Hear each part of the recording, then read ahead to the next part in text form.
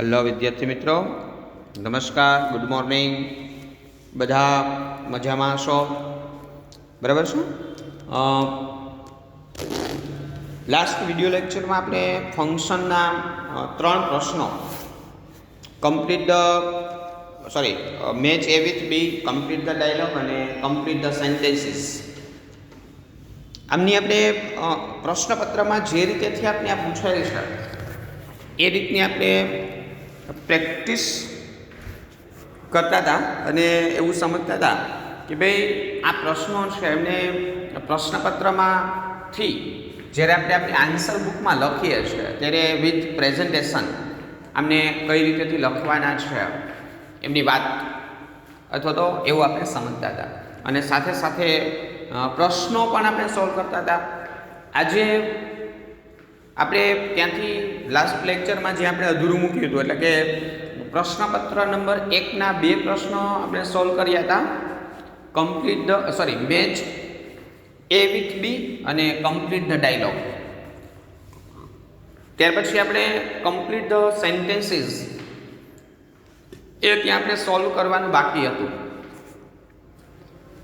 આજના આ લેક્ચરમાં આપણે ત્યાંથી આગળ કમ્પ્લીટ ધ સેન્ટેન્સીસ ને થી પહેલા પેપરના ત્યાંથી આગળ ભણશું. બાકીના પેપર જે આપણા બાકી છે એમાંના પેપર પણ આપણે આજના વિડીયો લેક્ચરમાં ભણવાના છીએ.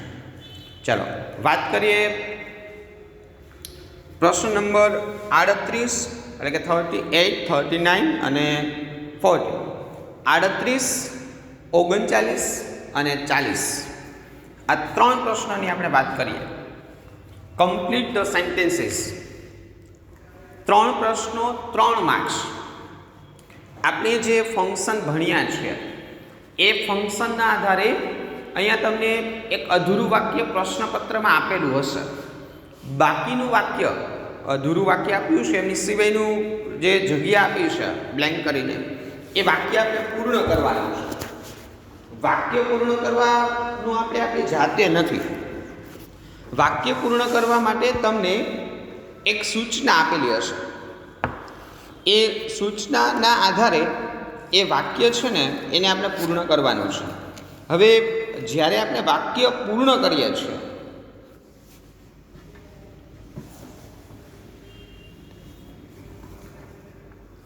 ત્યારે તમારે ખાસ ધ્યાન રાખવાનું છે કે તમને આપેલું જે અધૂરું વાક્ય છે ને બરાબર છે, એમાં આપણે કોઈ ચેન્જીસ કરવાના નથી. એ વાક્ય એઝ ઇટ ઇઝ રાખવાનું છે અને જે ફંક્શન આપણે કહ્યું છે એ ફંક્શનનો ઉપયોગ કરી અને આગળનું જે વાક્ય છે એ વાક્યને આપણે પૂર્ણ કરવાનું છે.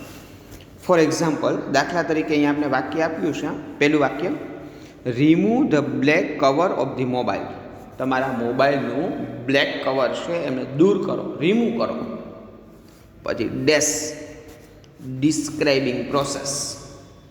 વાક્ય પૂર્ણ કરવા માટે તમને સૂચના આપ્યું છે ડિસ્ક્રાઇબિંગ ધ પ્રોસેસ. પ્રક્રિયાને દર્શાવીને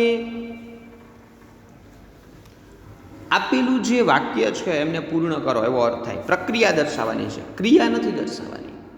તો આપણે જે ફંક્શન ભણ્યું એમાં યાદ કરીએ કે ડિસ્ક્રાઇબિંગ પ્રોસેસમાં તો આજ્ઞાર્થ વાક્યનો ઉપયોગ થાય. આજ્ઞાર્થ વાક્ય એટલે એવું વાક્ય કે જેમની શરૂઆત ડાયરેક્ટ ક્રિયાપદથી થતી હોય એવું વાક્ય. તો હવે આ વાક્યને આપણે પૂર્ણ કરવા જઈએ તો remove the black cover of the mobile. મોબાઈલનું બ્લેક કવર છે એમને દૂર કરો. અને પછી શું કરવાનું છે કે ભાઈ બ્લેક કવર દૂર કર્યું તો ઘણું બધું થાય. આપણે ઇન્સર્ટ ધ સીન. એક અહીંયા જો કમ્પ્લીટ ધ સેન્ટેન્સમાં તો હવે એવું થશે કે દરેક વ્યક્તિના આન્સર અલગ અલગ હશે. બરાબર, મારો આન્સર અલગ હોય, વાક્ય સાચું હોય, તમારો આન્સર એ અલગ હશે, પણ તમારું વાક્ય સાચું હશે. બધા વિદ્યાર્થીઓના આન્સર અલગ અલગ હોય, વાક્યો સાચા હોય એવું બની શકે. તો આપણે તો વાક્ય ગ્રામરના પ્રોપર પોઈન્ટથી અને સાચું વાક્ય પૂર્ણ કરવાનું છે. તો આ વાક્ય આ રીતેથી પૂર્ણ થશે, remove the black cover of the mobile, pull out the battery. એમ કહી શકીએ ને, અને બેટરી છે એમને બહાર કાઢી લ્યો, પૂરું.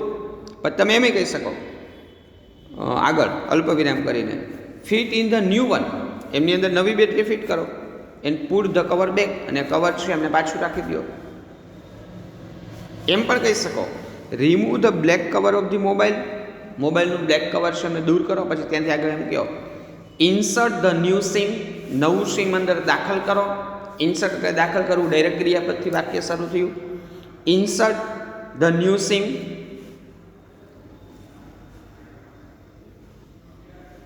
And put the cover back, અને કવર ફરીથી પાછું રાખી દો, બંધ કરી દો, એમ કહી શકો.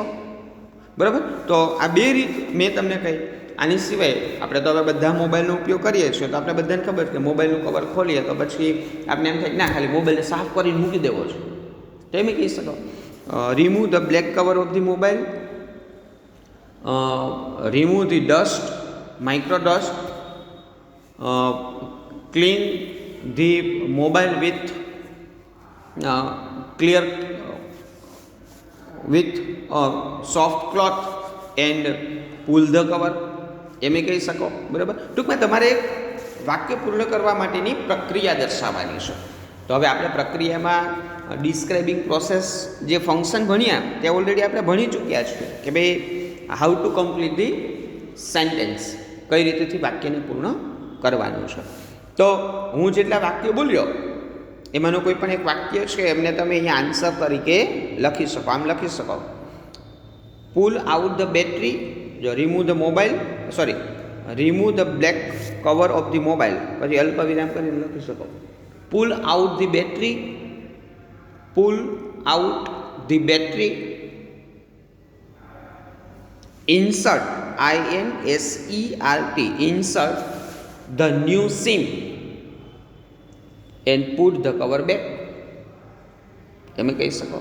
તમે એમ કહી શકો pull out the battery, fit in the new one and put the cover back.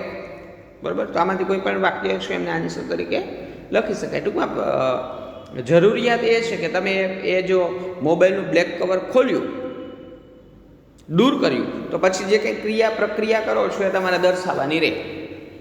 Clear છે? તો જો હવે આ પ્રશ્નને આપણે પેપરમાં કઈ રીતેથી લખશું એમની વાત. પ્રશ્નપત્રમાંથી તમે જ્યારે આન્સર શીટમાં આ પ્રશ્નને લખો છો ત્યારે પહેલી બાબત ખાસ ધ્યાનમાં રાખવાની છે, આપણને આપેલું વાક્ય પ્રશ્નપત્રમાં જે અધૂરું વાક્ય આપ્યું તે સાચું છે, એમાં કોઈ ફેરફાર નથી કરવાનો, એને એમને જ લખવાનું છે, એમાં કોઈ ભૂલ નહીં હોય ક્યારેય. એટલે પહેલાં વાક્ય લખી નાખવાનું.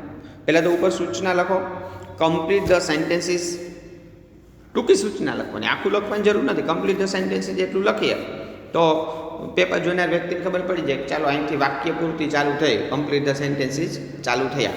પછી પહેલાં વાક્ય લખો remove the black cover of the mobile. પછી ત્યાંથી તરત જ આગળ આપણે જે વાક્ય પૂર્ણ કરવાનું છે ને એ લખો. પછી આગળ લખી નાખો કે ભાઈ pull out the battery, insert the SIM and put the cover back. પછી તમે જે આન્સર લખ્યો તેમને અંડરલાઇન કરી દો. તમારે બાજુમાં લખવું એટલે લખો ડિસ્ક્રાઇબિંગ પ્રોસેસ, ન લખો ચાલે, આપણે આગળ કહ્યું એ રીતેથી. બરાબર. તો આપણું પહેલું વાક્ય પૂરું, એમનો આન્સર થઈ ગયો. પછી બીજું વાક્ય રુશિલ વિલ સોવિંગ અલ્ટરનેટિવ. અલ્ટરનેટિવ એટલે વિકલ્પ. આ વાક્યને આપણે વિકલ્પો દર્શાવીને પૂર્ણ કરવાનું થાય. તો હવે વિકલ્પ દર્શાવતા કંજક્શન છે એક તો ઓર, આઈધર ઓર અને નાઈધર નોર. 3 કંજક્શન આપણે ભણ્યા હતા વિકલ્પો દર્શાવવા માટે. બરાબર. અલ્ટરનેટ દર્શાવવું હોય આ અથવા તો તે, બંને. બરાબર. બેમાંથી એકય નહીં, આવું કહેવા માટે. તો રુશિલ વિલ, પછી આપણે લખીએ either, Rushil will either go to Rajkot or Gondal. Rushil કાં તો રાજકોટ જશે ને કાં ગોંડલ જશે. તમને એમ થાય ના સાહેબ મારે એવું નથી લખવું, મારે તો રુશિલ કાં ચા પીશે ને કાં કોફી પીશે એવું લખવું છે, મારે તો ઓલ્ટરનેટ જ દર્શાવવા જ ને. તો લખો Rushil will either have T. જો યાદ રાખજો ડ્રિંક ન લખતા, ચા એક એવું પીણું છે જે પીવા ચા અને કોફી માટે ડ્રિંક ન લખાય, હેવ લખવું પડે. Rushil will either have tea or coffee. તમને એમ થાય ના સાહેબ મારે તો એમ નથી કહેવું, મારે તો એમ કેવું છે કે પાણીપુરી ખાશે ને કાં રગડાપુરી ખાશે. તો લખો Rushil will either eat, either eats panipuri or ragda puri, બરાબર. તો આ રીતેથી એઝ યુ વિશ તમે પ્રોપર ગ્રામરનો આઈધર ઓરનો કે ઓરનો ઉપયોગ, તમને એમ થાય સાહેબ ના મારે આઈધર ઓરનો નહીં ખાલી ઓરનો ઉપયોગ કરવો છે, તો લખો Rushil will either have tea, sorry Rushil will have tea or coffee. Rushil will drink milk or buttermilk. લખી નાખો ડાયરેક્ટ, ડ્રિંક્સ મિલ્ક ઓર બટરમિલ્ક, સોરી ડ્રિંક્સ નહીં આવે, માય મિસ્ટેક. ભવિષ્યકાળનું વાક્ય છે, ક્રિયાપદને એસ કે યસ નહીં લાગે. આગળ પણ મેં ક્યાંક લગાડ્યું હોય તો જોજો, ખાલી ડ્રિંક આવશે, વિલ છે એટલા માટે, ભૂલ હોય તો સુધારજો. તો આ રીતેથી આમનો આન્સર લખી શકાશે. સેન્ટેન્સ નંબર 40, 40મું વાક્ય. Bindi danced well, indicating contrast. હવે તો આપણે પેલો ફંક્શનનું ગુજરાતી પણ થોડો ખ્યાલ હોવો જોઈએ ને. કોન્ટ્રાસ્ટ એટલે વિરોધાભાસ. બિંદી danced well, બિંદી છે સારું નૃત્ય કરે છે. ઇન્ડિકેટિંગ કોન્ટ્રાસ્ટ, વિરોધાભાસ દર્શાવીને આપેલું વાક્ય છે એને પૂર્ણ કરો. તો હવે વિરોધાભાસ દર્શાવવા માટેના કંજક્શન છે બટ, ધ અને અલ્ધો અને ઇવન ધો. આ છતાં પણ, જો કે, પણ, આ બધા કંજક્શન છે ને એ વાક્યની અંદર વિરોધાભાસ દર્શાવે. તો હવે આ જે વાક્ય છે, આપણે જે પૂર્ણ કરવાનું વાક્ય છે એમાં આપણે વિરોધાભાસ દર્શાવીને આપેલું વાક્ય પૂર્ણ કરવાનું થાય. વિરોધાભાસ દર્શાવે તો આપણે બહુ સાદું સરળ બટ કંજક્શન લઈ લઈએ. તો આપણે એમ કહીએ બિંદી ડાન્સ્ડ વેલ બટ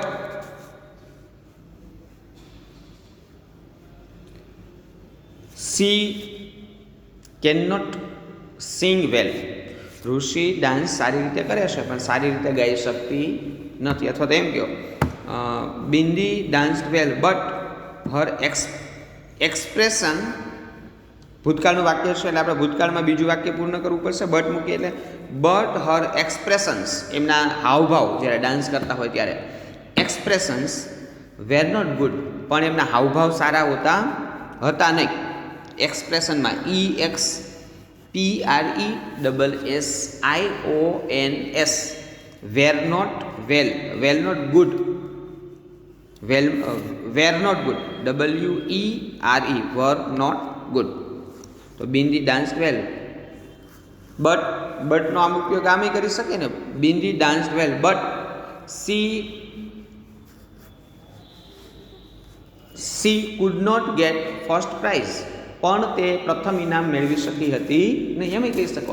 તો એક જ વાક્ય છે ને અલગ અલગ ઘણી બધી રીતેથી પૂરું થાય. સારું નૃત્ય કર્યું હતું પણ પ્રથમ ઇનામ મેળવી શકી હતી નહીં, એમ કહી શકો. She could not get first prize, અથવા તો she could not win the competition, તે મેચ એ જે હરીફાઈ હતી કોમ્પિટિશન એ ન જીતી શકી, કે પ્રથમ ઇનામ ન મેળવી શકી, બરાબર. તેના એક્સપ્રેશન સારા ન હતા. તો આવી રીતેથી વાક્ય પૂર્ણ કરીએ તો આપણું વાક્ય 1 માર્ક્સ માટે ટોટલી કમ્પ્લીટ ધ સેન્ટેન્સ થાય. ક્લિયર છે? લખવાનું કઈ રીતેથી એ પણ હવે ક્લિયર છે. પહેલાં આપેલું વાક્ય, પછી વાક્ય પૂર્ણ કરવાનું, પૂર્ણ કરેલું વાક્ય છે એમને અંડરલાઇન કરવાનું ભૂલતા નહીં. વાક્ય પૂર્ણ કરવા માટે માનો કે આપેલું વાક્ય છે તમે સાદી પેનથી પૂરું કરો, પછી જે વાક્ય તમે લખો છો આન્સર સ્વરૂપે એમને જેલ પેનનો ઉપયોગથી લખો, બ્લુ કલરની જેલ પેનથી લખો, અંડરલાઇન કરી દો. જોનાર વ્યક્તિને ખાલી આન્સર જ જોવાનો, પણ આવું તો કરવાનું કે જો આપણો આન્સર 100% સાચો હોય. ક્લિયર છે? પછી ખોટું લખીને હાઇલાઇટ નહીં કરવાનું ભાઈ. એક તો આપણે ખોટું લખ્યું, એમાં પછી હાઇલાઇટ કરીને બતાવ્યું જો મેં ખોટું લખ્યું, બરાબર. એટલે એવું નહીં કરવાનું. સાચા જ આન્સર લખશો તમે બધા. આટલું બધું ધ્યાન આપીને અત્યારે તમે મોબાઈલની સામે બેઠા છો, બરાબર. બીજું કંઈ મોબાઈલમાં ગેમ રમવા કરતાં કે બીજું કંઈ જોવા કરતાં, મૂવી જોવા કરતાં કે એવું બીજા મોબાઈલમાં આટા મારવા કરતાં આવી રીતે ભણતા હોય તો હવે સાચું જ લખશો ને ભાઈ, બરાબર. એટલે આ રીતેથી આન્સર લખવાના છે. પહેલું પેપર આપણું પૂરું થયું. હવે આપણે વાત કરીએ બીજા પેપરની, સેકન્ડ પેપર. હવે કેમ લખવાના છે એમની વાત નહીં કરીએ, આપણે આન્સર કેમ આવશે એમની જ વાત કરશું. કે હવેથી આપણે પ્રેક્ટિસ શરૂ કરીએ છીએ કે ભાઈ હવેથી આપણે એવું જ સમજવાના છીએ કે આ પ્રશ્ન આપણે આ રીતેથી પૂછાય છે, તો હવે આપણે એમનો આન્સર કઈ રીતેથી લખશું એમની જ આપણે વાત કરવાના છીએ. બીજું પેપર નંબર 2, એટલે ફરીથી 32, 33, 34, 35, 37, 38, 39 ને 40 આમ ક્રમશઃ પેપર વાઇઝ આપણે પ્રશ્નોને સોલ્વ કરતા જઈએ છીએ. મેચ A with B, પહેલો પ્રશ્ન આપણો.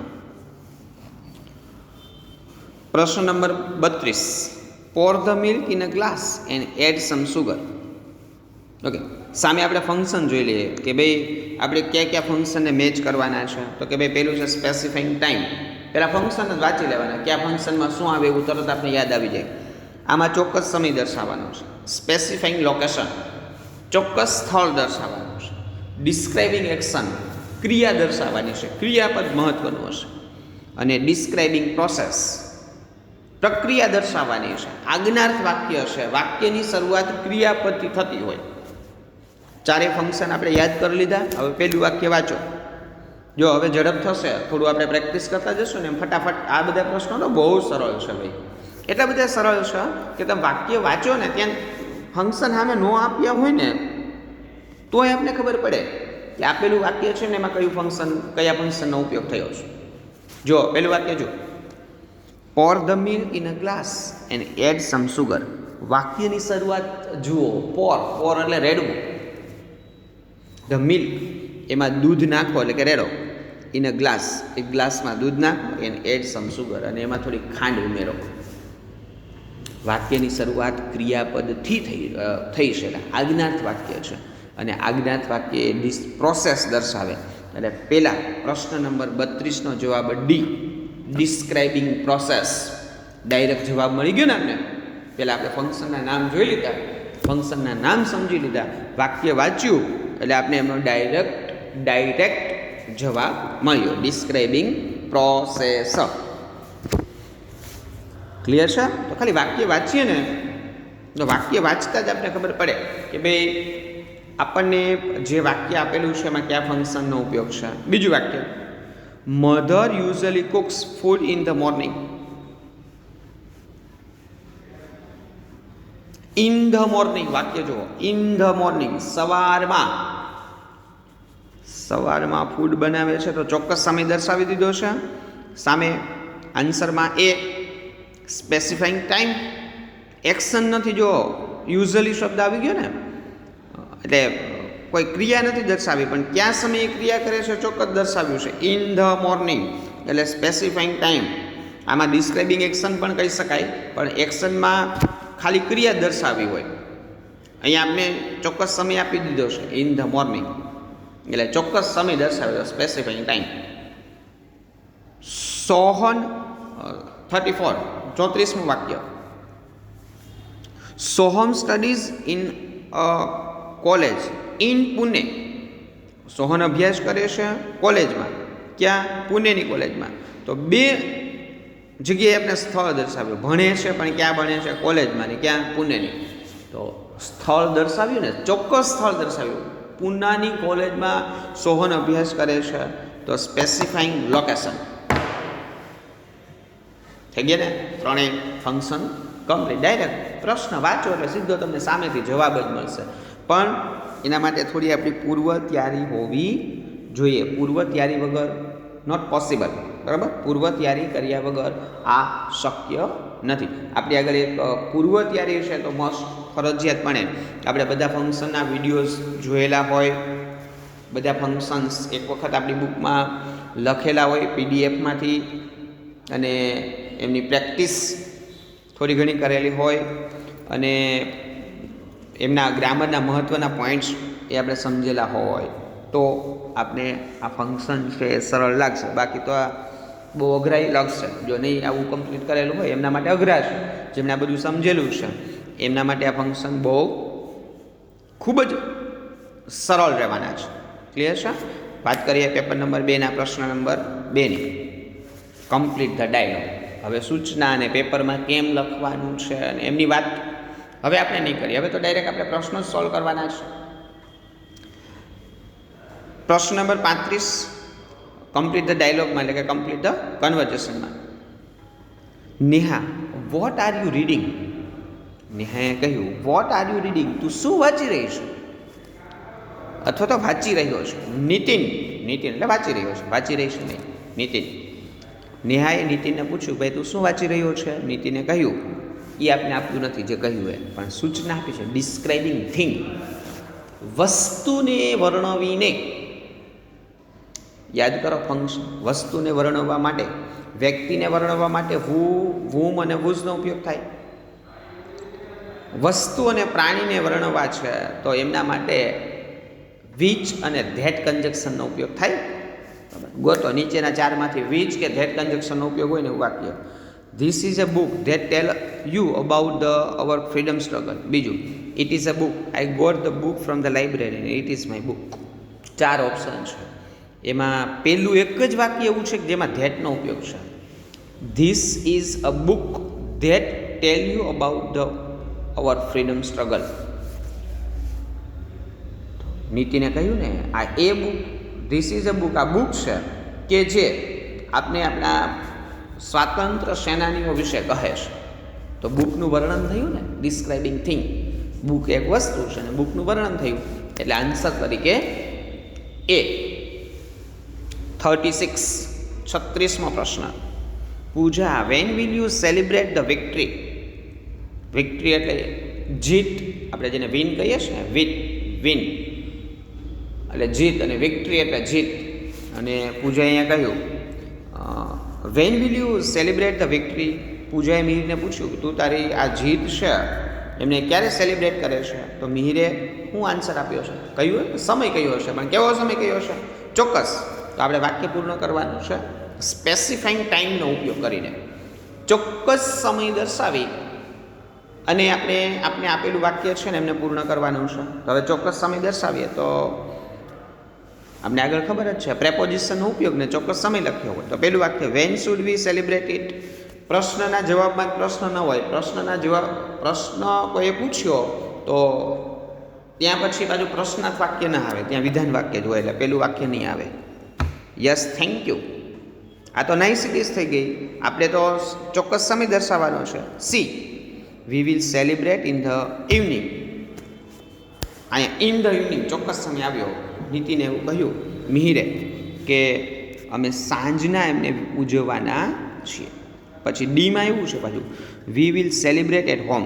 જો આપણે અહીં લોકેશન કહ્યું હોત ને તો આ આવત. તો આ ઉપરનું વાક્ય એમ હોત, where will you celebrate the victory? તો પછી અહીં સૂચનામાં એવું લખ્યું હોય સ્પેસિફાઈંગ લોકેશન, તો પાછું ડી આન્સર આવી જાય. આપણે તો ટાઈમ કહ્યું છે, સ્પેસિફાઈંગ ટાઈમ, તો વી will celebrate in the evening. Is that clear? Question number 37. પ્રશ્ન નંબર 37. Jalpa, who is મોનિશ? જલ્પાએ પૂછ્યું મોનિશ કોણ છે? હવે મોનિશ કોણ છે આપને શું ખબર? તો મીનાએ કહ્યું ડિસ્ક્રાઇબિંગ પર્સન. મીનાએ જવાબ આપ્યો પણ કઈ રીતેથી? વ્યક્તિનું વર્ણન કરીને. તો મીનાએ કોનું વર્ણન કર્યું હશે? સોરી, મોનિશની, મોનિશા. એમને મોનિશાનું વર્ણન કરીને આન્સર આપ્યો છે. તો પેલું, લેટ્સ મીટ મોનિશા. આ વાક્યમાં ડિસ્ક્રાઇબ કરવાનું છે, તો પર્સનને ડિસ્ક્રાઇબ કરવા માટે હુ, વુમ કે વુઝનો ઉપયોગ થાય. 3માંથી એકેય નથી, નહીં આવે. આઈ ડુ નોટ નો, આમાં કંઈ છે નહીં ભાઈ, કન્જક્શન જ નથી. સી ઇઝ માય ફ્રેન્ડ, આમાં કન્જક્શન નથી. તો D, Monisha is a girl who has drawn this beautiful picture. Monisha એ છોકરી છે કે જેમણે આ સુંદર ચિત્ર દોર્યું છે. થયું ને મોનિશાનું વર્ણન, મોનિશા વિશે વધારે કહ્યું. તો પ્રશ્ન નંબર 37 જે આપને આપ્યો છે એ પ્રશ્ન નંબર 37નો આન્સર ડી. સમજાય છે ને વિદ્યાર્થી મિત્રો? હોપ આટલું બધું સરળ છે તો આપને સમજાતું હશે. એવી લાઈવ નથી, નહીં તો ભાઈ આપણે બધાને એક એકને ઊભા કરીને પૂછત, બરાબર? પણ એવું પોસિબલ નથી. એટલે અત્યારે આપણે એવું માનીને જ ચાલીએ છીએ કે તમને બધું સમજાતું જાય છે. ઓકે, પ્રશ્ન નંબર 2, પેપર નંબર 2, પ્રશ્ન નંબર 38, 39 અને 40 ને આપણે સોલ્વ કરીએ. Complete the sentences using the functions given in the brackets. બ્રેકેટ્સમાં આપેલા ફંક્શનનો ઉપયોગ કરીને આપેલું વાક્ય પૂર્ણ કરો. Though he is rich, indicating contrast. વાક્યમાં વિરોધાભાસ દર્શાવીને વાક્યને પૂર્ણ કરો. કોન્ટ્રાસ્ટ એટલે કે વિરોધાભાસ દર્શાવવાનો છે. વિરોધાભાસ દર્શાવવા માટે ઉપયોગમાં લેવાતા કંજક્શન બટ, ધો, અલ્ધો અને ઇવન ધો. વાક્યમાં તો ધો આપેલું જ છે, તો હવે આપણે ખાલી વાક્ય જ લખવાનું છે કે જે વિરોધાભાસ દર્શાવતું હોય. Though he is rich, he is greedy, GREEDY, greedy. Greedy એટલે લોભી. જો કે પૈસાદાર છે પણ લોભી છે. થઈ ગયું ડાયરેક્ટ વાક્ય પૂર્ણ. હી ઇઝ ગ્રીડી એટલું જ લખવાનું ખાલી, વાક્ય પૂર્ણ. 1 5 આપણો કમ્પ્લીટ. જો કે તે પૈસાદાર છે પણ લોભી છે. ખરેખર પૈસાદાર હોય તો લોભી હોવો જોઈએ નહીં, થોડુંક ઉદાર હોવો જોઈએ, પણ લોભી છે. હવે એમાં આપણે કંઈ ન કરી શકીએ. કોઈ વ્યક્તિ લોભી હોય તેમાં આપણે શું કરી શકવાના? ક્લિયર છે? પેલું વાક્ય સેન્ટેન્સ નંબર 38, પછી 39. That is the shop dash describing place. જગ્યાનું વર્ણન કરવાનું છે અને વાક્યને પૂર્ણ કરવાનું છે. હવે ડિસ્ક્રાઇબિંગ પ્લેસ પેલા યુનિટના ફંક્શન થશે ને. ડિસ્ક્રાઇબિંગ લોકેશન ને ડિસ્ક્રાઇબિંગ પ્લેસ ને સ્પેસિફાઈંગ લોકેશન ને સ્પેસિફાઈંગ ટાઈમ ને એ બધા. એટલે ડિસ્ક્રાઇબિંગ લોકેશન કે ડિસ્ક્રાઇબિંગ પ્લેસ બે એક જ થશે પાછું. લોકેશન આપ્યું હોય તો એ જ રીતેથી વાક્ય પૂર્ણ થાય, અને પ્લેસ આપ્યું છે તો એ જ રીતેથી વાક્ય પૂર્ણ થાય. That is the shop.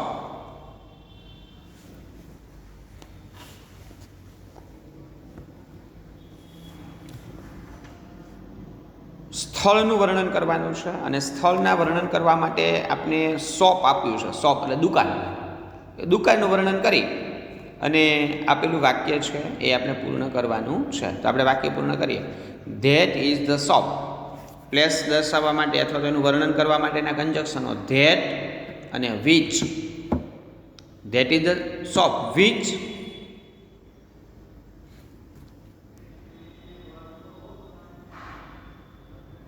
વાક્યને પૂર્ણ કરીએ તો that is the shop which is very costly. આ એ દુકાન છે કે જે ખૂબ જ મોંઘી છે, જ્યાં વસ્તુ મળતી મોંઘી છે, એવું આપણે કહી શકીએ. અથવા તો that is the shop where we can go for groceries to buy, we can go to buy groceries. આપણે એવું પણ કહી શકીએ કે આ એ દુકાન છે કે જ્યાં આપણે ગ્રોસરી ખરીદવા માટે જઈ શકીએ છીએ. This is the shop from where we buy groceries. આ એ દુકાન છે કે જ્યાંથી અમે ગ્રોસરી ખરીદીએ છીએ, એમ કહી શકીએ. એમ કહી શકો that is the shop from where. Where એ સ્થળ જ દર્શાવે ને, વર્ણન કરે.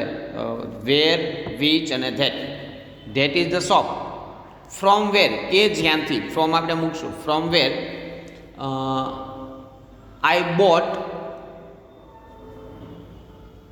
અ ન્યૂ પેન. આ એ દુકાન છે કે જ્યાંથી મેં નવી પેન ખરીદી હતી, નવી બુક ખરીદી હતી. બરાબર. તો વેરનો ઉપયોગ કરીને, વિચનો ઉપયોગ કરીને અને ધેટનો ઉપયોગ કરીને વાક્યને પૂર્ણ કરી શકાય. 40મું વાક્ય અને પ્રશ્નપત્ર નંબર 2નું છેલ્લો પ્રશ્ન. The patients blank duration of time. Function ભણ્યા છીએ આપણે, ડ્યુરેશન ઓફ ટાઈમ ને પોઈન્ટ ઓફ ટાઈમ. હવે પહેલાં તો આપણે ડ્યુરેશન ઓફ ટાઈમ પહેલી વાર આવ્યું છે એટલે થોડુંક નાનું એવું એમનું ખાલી સમજી લઈએ. પોઈન્ટ ઓફ ટાઈમ ને ડ્યુરેશન ઓફ ટાઈમમાં પોઈન્ટ ઓફ ટાઈમ હોય તો સિન્સનો ઉપયોગ થાય, ચોક્કસ સમય દર્શાવાય.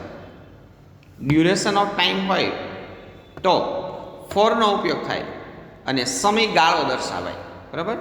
ધ પેશન્ટ્સ ચાલુ પૂર્ણ વર્તમાનકાળ કે પૂર્ણ વર્તમાનકાળનો ઉપયોગ કરી અને વાક્યને પૂર્ણ કરવાનું થાય. તો વાક્ય પૂર્ણ કરીએ તો the patients has been suffering from. The patient has been suffering from 2 days, for 2 days. દર્દી 2 દિવસથી પીડાઈ રહ્યો છે. થઈ ગયો ને સમયગાળો? તમે એમ કહો ના સાહેબ મારે તેમ નથી કહ્યું કે મારે એમ કહું છે કે આ દર્દી તો 2 દિવસથી હોસ્પિટલમાં દાખલ છે.